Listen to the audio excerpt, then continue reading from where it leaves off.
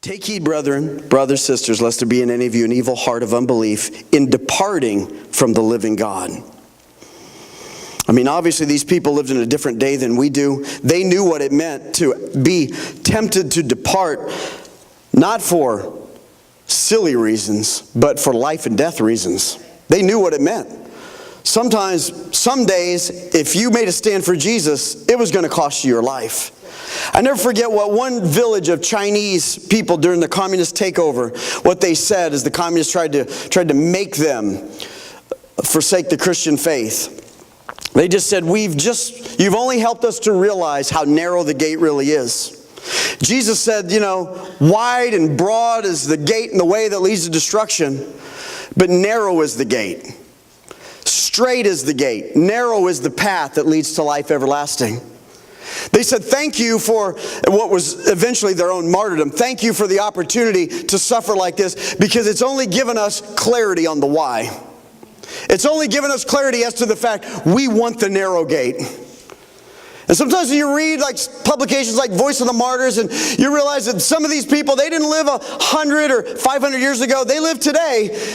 You realize how important a verse like this is. Be careful about the things that cause you to be taken away from God.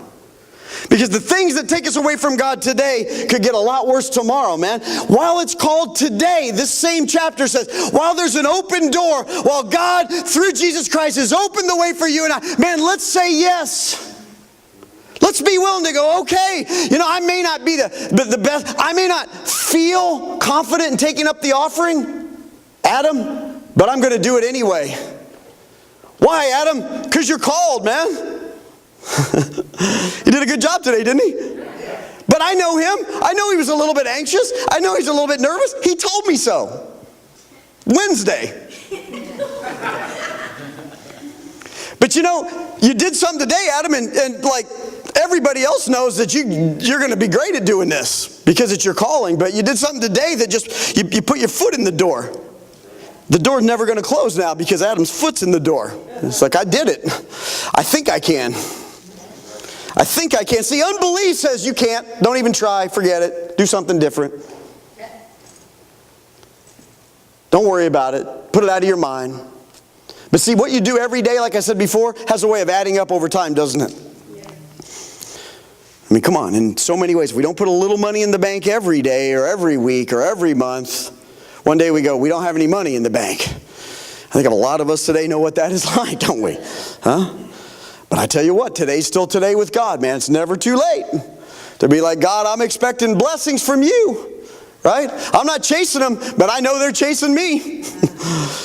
But I'm going to do something every day. See, maybe you never tithed before, but I'm telling you what, the tithes every Sunday, they add up over time. It may seem like a foolish thing to do today and next Sunday and next month and next year. But I tell you what, one day, when you realize, wow, look at the heavenly bank account I didn't realize I had because I wasn't chasing the blessing. I was just following God. I was just doing what God told me to do. I was just putting a little faith with what I was doing every time. And wow, man, all of a sudden, I tell you, my life is a testimony of this. Sometimes I get into predicaments where it doesn't look like it's going to work. And I've even had friends and ministers forsake me like, it's not going to work. We're not sure. People get superstitious really fast. We're not sure. They look on the outside. They're looking only at the what's in the house. But I tell you what, I can testify this morning, man. There's always payday someday with God. Always. Always in my life there's come a day when I just had the last laugh. I was like, oh man, God, you're too good. I didn't see it coming. I didn't know how it was going to come. You told me to go to Newtown. I mean, we're just sitting around, with a small church. Like, God, is something ever going to change? But I'm telling you what, payday someday. Just got to hang in there and think you can. Until you get to the point where you know God can. We get so sidetracked, man. What we think is important isn't all that important. What's important is, man, stay hooked up to Jesus. Get hooked up to God. And then be real careful to not let anything take you away from God.